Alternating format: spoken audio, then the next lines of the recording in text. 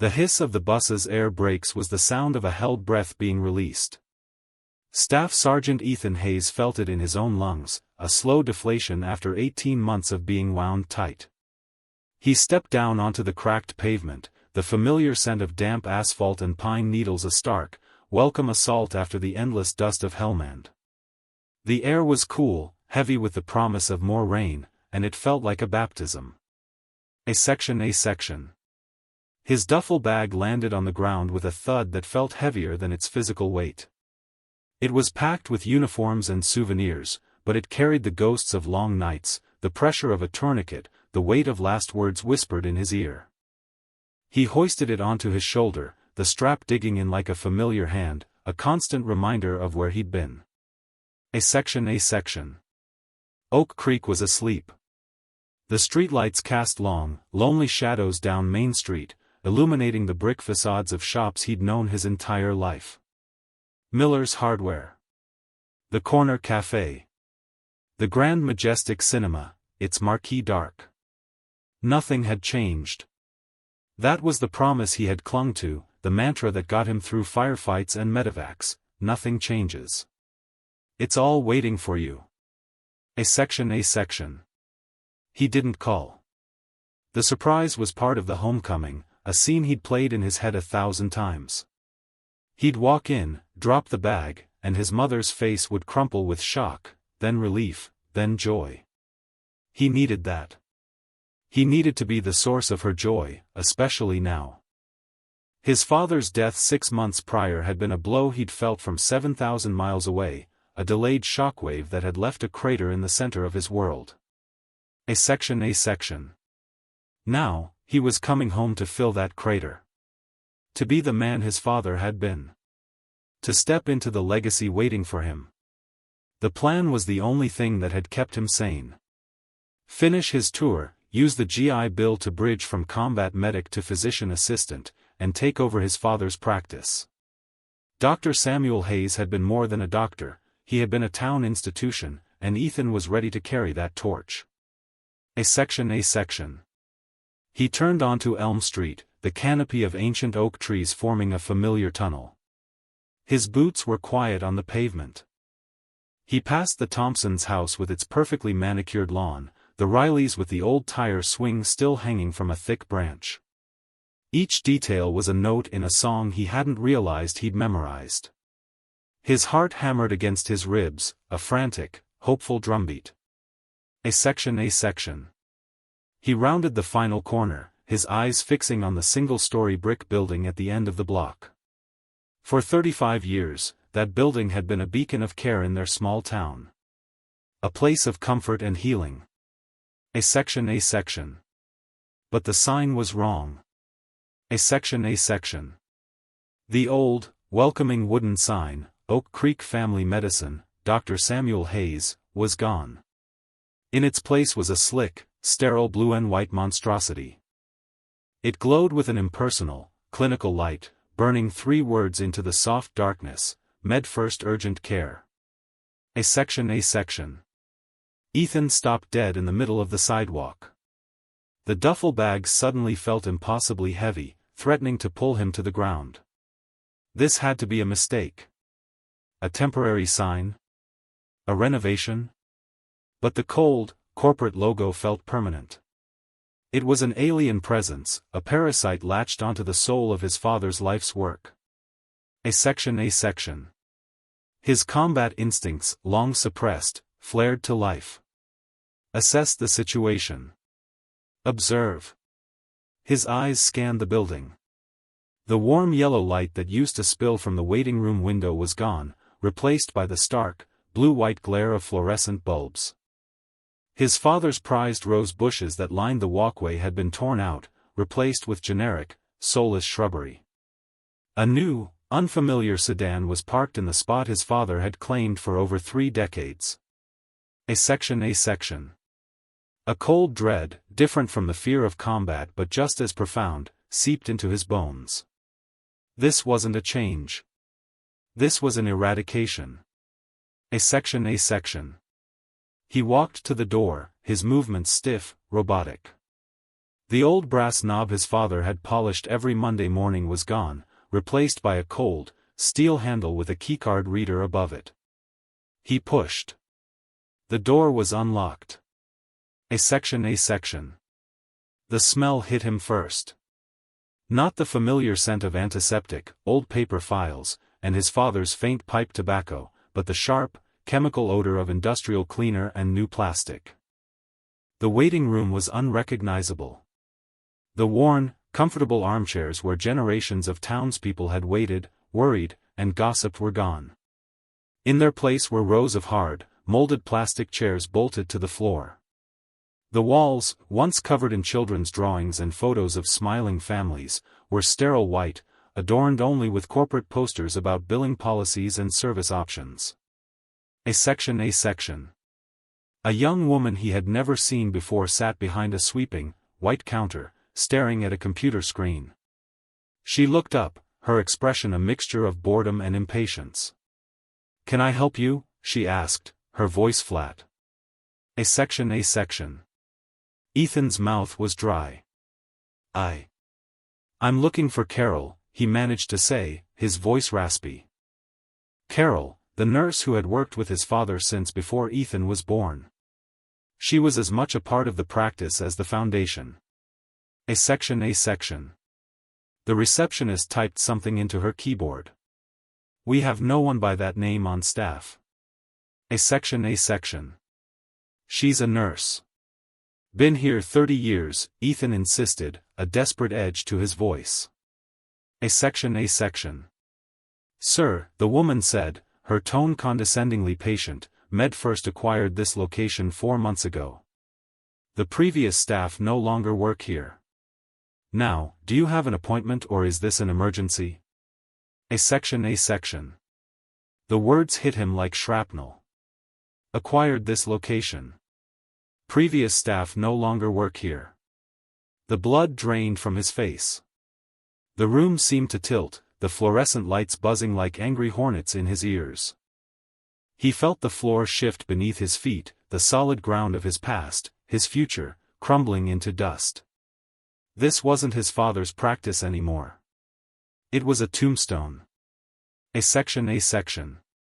He stumbled back, his hand fumbling for the door. He didn't say another word. He just turned and walked out, leaving the cold, sterile light behind him. The night air felt suffocating now. The weight on his shoulder was no longer just a bag, it was the wreckage of his life's plan. There was only one person who could explain this. A section. The walk to his childhood home was a blur. His feet moved on autopilot, carrying him through a world that had become foreign in the space of 5 minutes. He reached the front porch and stood there for a long moment, staring at the door. He had imagined this moment with such hope. Now, he felt only a hollow ache. A section. He didn't bother with the key he still carried. He knocked, the sound unnaturally loud in the quiet street. A section. Lights flicked on inside. The door opened, and his mother stood there, a bathrobe pulled tight around her. Her face, when she saw him, was not the canvas of joy he had pictured. It was a mask of shock, guilt, and profound, gut-wrenching sorrow. A section. "Ethan," she breathed, her hand flying to her mouth. Tears welled in her eyes, but they weren't tears of pure happiness. They were complicated, muddied by something else. A section. "Mom," he said, his voice flat, devoid of the emotion he had saved up for this moment. "What did you do?" A section. The living room was thick with a silence that felt heavier than grief. It was the silence of unspoken truths, of decisions made in darkness. Ethan's duffel bag sat by the door like an unexploded ordnance. His mother, Catherine, sat huddled in an armchair, her hands wrapped around a cold cup of tea, her gaze fixed on the floor. She looked smaller than he remembered, diminished by more than just the months he'd been away. A section. "They came right after the funeral," she began, her voice a fragile whisper. "Men in suits. They said they were from Med First. They talked about honoring your father's legacy, about securing the future of healthcare in Oak Creek. A section. Ethan stood by the fireplace, his hand resting on the mantel, on the cool wood his father had carved himself. He didn't look at her. He looked at the framed photos lined up there. His father, smiling, arm around a younger, vibrant Catherine. Ethan in his high school football uniform. A family that felt like it belonged to another lifetime. A section. They had all the numbers, Ethan, she continued, her voice trembling. The debt from your father's illness. The practices overhead. The cost of new regulations, new equipment. It was a mountain. He never told me how bad it was. He was trying to protect me, her words were punctuated by a dry, ragged sob. He was always trying to protect everyone. A section. A cold, precise anger began to form in Ethan's chest. It was a familiar feeling, the kind of focused rage that gave you clarity in chaos. He recognized the strategy. Circle the vulnerable. Isolate them. Present a poison as a cure. It was a tactic he'd seen used by insurgents to turn a village. These men in suits had just used a different kind of weapon. A section. They made an offer, Catherine said, her eyes finally lifting to meet his. They were filled with a desperate plea for understanding.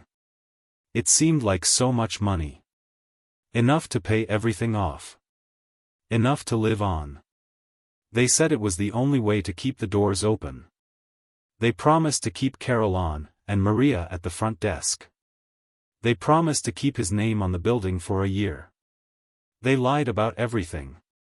A section. And you believed them, Ethan said. It wasn't an accusation. It was a statement of fact, a damage report. A section. I was alone, she cried, the words tearing from her. I had just buried my husband. Our son was in a war zone. The letters were piling up, red ink everywhere. I was drowning, Ethan. I signed the papers because I thought I was saving us. I thought you'd come home and be free of it. Free to do anything you wanted, not tied down to his legacy, to his debt. A section. Her words were meant to be a comfort, but they were a betrayal. He wanted to be tied down to that legacy. That legacy was his anchor, the one solid thing in a world that had been torn apart by violence and loss. It was the mission after the war, the purpose that was supposed to make all the sacrifices mean something. She hadn't freed him, she had cut him adrift. A section. He finally turned to face her, and the anger he felt was so immense, so pure, it left no room for anything else. But when he saw her, truly saw her, the anger faltered. He didn't see a traitor. He saw a casualty. Her face was etched with the topography of her own private war, a war she had fought alone, on the home front, while he was away. The dark circles under her eyes were her trenches. Her frailness was her combat fatigue. The corporation hadn't just bought a building, they had exploited a grieving widow. They had put a price on her desperation. A section. The rage didn't vanish. It simply shifted its target. It was no longer aimed at the broken woman in the armchair. It was aimed at the faceless, predatory entity that had done this to her, that had picked apart his father's life's work like a vulture. A section. Where are the papers? He asked, his voice low and steady now. The medic in him was taking over. Triage the wound. Stop the bleeding. Assess the damage. A section. She pointed to a heavy wooden box on the desk in the corner. Everything's in there. A section. For the next 2 days, Ethan didn't sleep. He sat at that desk, fueled by black coffee and a burning sense of purpose, sifting through a mountain of paperwork. Contracts, debt notices, legal jargon designed to confuse and overwhelm. He saw the whole picture now. The small, manageable debts that his father had always carried had been compounded by the exorbitant costs of his final, uninsured medical treatments. Med First had bought that medical debt from the hospital for pennies on the dollar, then used it as leverage, a gun to his mother's head. A section. The contract was airtight, designed by a fleet of lawyers to be unbreakable. They had paid just enough to seem generous to a desperate person, but it was a fraction of the practice's true worth as a community institution with a loyal patient base. They hadn't bought a business, they had bought a captive market. A section. He found Carol's number in his father's old address book. He called her. Her voice was warm at first, then strained when she realized who was calling. He met her for coffee at the diner. She told him how Med First had come in, how they had fired her and the rest of the staff with a sterile, impersonal email, offering a pittance for severance. She told him how the new model worked, 15-minute appointments, a focus on billable procedures, and a refusal to see patients with complex, chronic conditions that weren't profitable. They were turning away the elderly, the poor, the very people his father had dedicated his life to caring for. A section. They took the heart out of it, Ethan, she said, her eyes sad. It's just a building now. Your father, he would be heartbroken. A section. That night, Ethan sat in his truck outside the glowing Med First clinic. He watched people hurry in and out, their faces anxious. This was his town, these were his people, and they were being treated like inventory. His initial mission had been to reclaim his inheritance. He saw now that was the wrong mission. The building was lost. The sign was gone. But his father's legacy wasn't about wood and brick. It wasn't about a name on a sign. A section. It was about the promise to care for people, no matter the cost. A section. He was faced with a choice.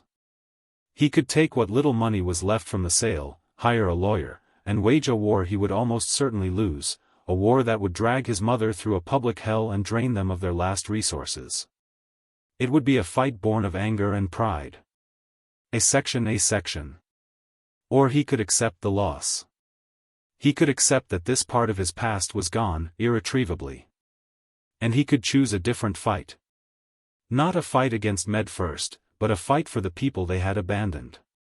A section. His training had taught him how to operate in hostile territory with limited resources. How to set up a makeshift aid station with nothing but what was in his pack. He looked at the sterile clinic, then at the darkened windows of the community center across the street. A new mission began to form in his mind, one that had nothing to do with what he had lost, and everything to do with what was left to be done. The anger was still there, a cold, hard knot in his gut. But now, it wasn't just rage. It was fuel. A section. The first step was an act of surrender. He walked back into his house, where his mother was sitting in the dark. He knelt in front of her chair, took her hand, and said the words that cost him everything and gave him a new purpose. It's okay, Mom. It's not your fault.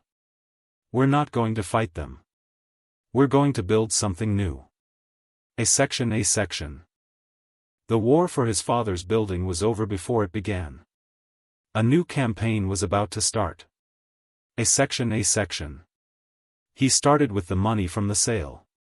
It wasn't a fortune, but it was seed capital. Instead of pouring it into legal fees, he used it to rent 2 unused rooms in the back of the Oak Creek Community Center. They were dusty and neglected, smelling of old paint and forgotten bake sales, but they had 4 walls and a roof. A section. His next call was to Carol. He didn't offer her a salary, because he couldn't. He offered her a mission. It won't be like it was, he told her over the phone. No fancy equipment. Mostly just basics. Blood pressure checks, wound care, listening to people who have nowhere else to go. We'll be operating on fumes and goodwill. A section. There was a long pause on the other end of the line. Then, he heard her smile through the phone. When do we start? A section. Word spread the way it does in a small town, a quiet current moving beneath the surface. Maria, the old receptionist, showed up one afternoon with a box of donated office supplies. Mr. Henderson from the hardware store dropped off a dozen cans of paint. The local church organized a bake sale and gave them the proceeds. It wasn't a corporation with a business plan, it was a community patching a hole in its own heart. A section. Ethan worked with a relentless, focused energy he hadn't felt since he was setting up a forward aid station under fire. He painted walls, scrubbed floors, and assembled second-hand furniture. He used his medic training to lay out the space for maximum efficiency, a small intake area, a private exam room. It was makeshift, but it was clean, and it was theirs. A section. His mother watched him at first from a distance, as if afraid to get too close to this new, fragile thing he was building from the rubble of her mistake.